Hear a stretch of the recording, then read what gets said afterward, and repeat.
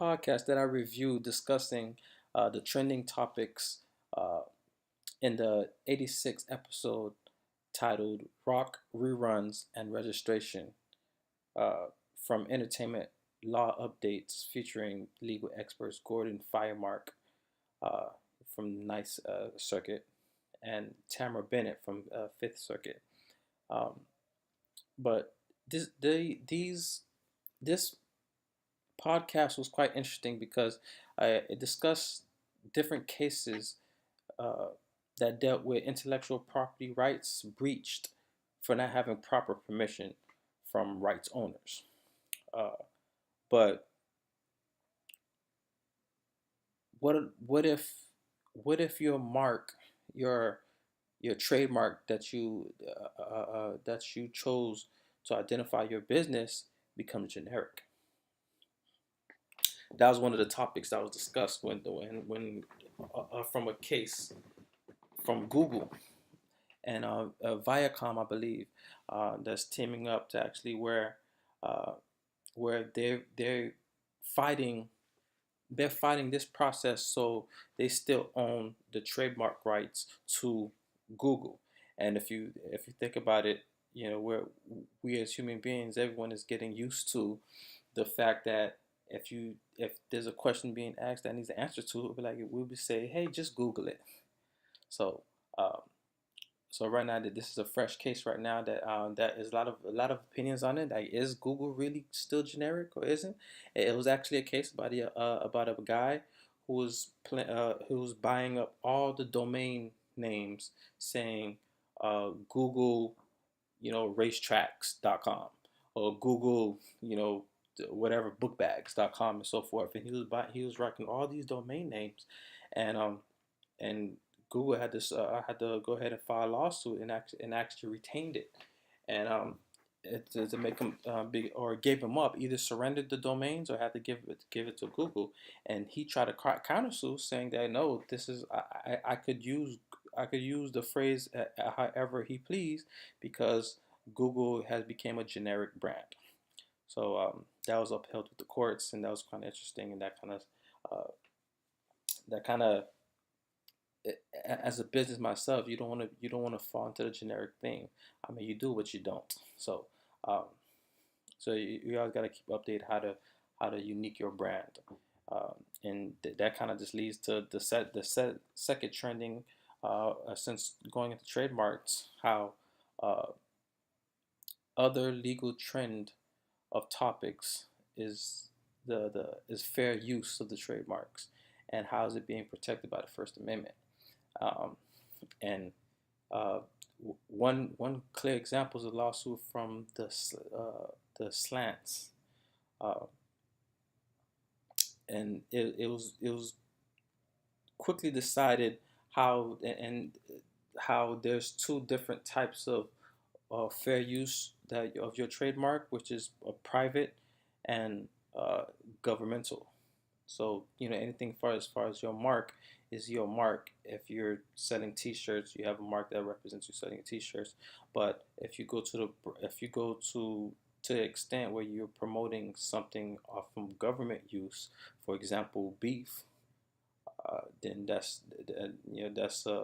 one method that the First Amendment would not protect your legal rights.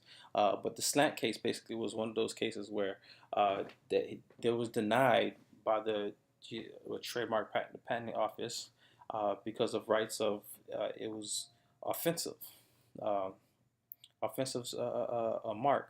But then he turned around and sued, or filed a lawsuit, and deemed that the First Amendment protected, or overrided the decision for the trademark center to approve his mark. It's called the Slants case. Real interesting, um, but it's a sensitive topic. But if you just think about, hey, if you use your logo mark for your business or your services for your entity, then that's exactly what you're using it for. But once you use that entity to start um, going to advertise government government property, or something like museums or uh, uh, the beef is United States trademark, so forth, then you get into issues with the big boys saying that hey, you got to take that down or they'll discontinue it for you. And I think one of the third topics that I found real interesting in this podcast was the non-exclusive music license that you obtain from your performance rights organizations. Where if myself, if I'm a concert festival promoter and I want to bring a top rated DJ to my festival, uh, I shouldn't have to be filtering from a playlist of a list of artists who's under ASCAP and another list who's on BMI. So if I have a blanket protection, a blanket license protection from ASCAP, then it's there's it should be a way where it kind of could pay where proceeds that have on the ASCAP go ahead and pays for artists that's under BMI, which gets kind of confusing. But right now, when it's I believe we're in a situation, a regulatory situation where you actually can pay one time. So one of them, as long as you have a blanket license between one of them, either ASCAP or BMI, then you're fully protected of whatever music that you would choose to play in my establishment, my event, in my case. Um, I think the safe bet is to make sure just to obtain a license for both.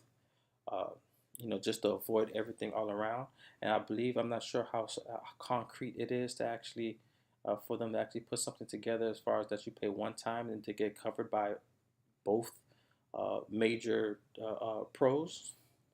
Uh, but in my sense, I kind of just stick with the safe side and kind of it would kind of just obtain both licenses for both sides.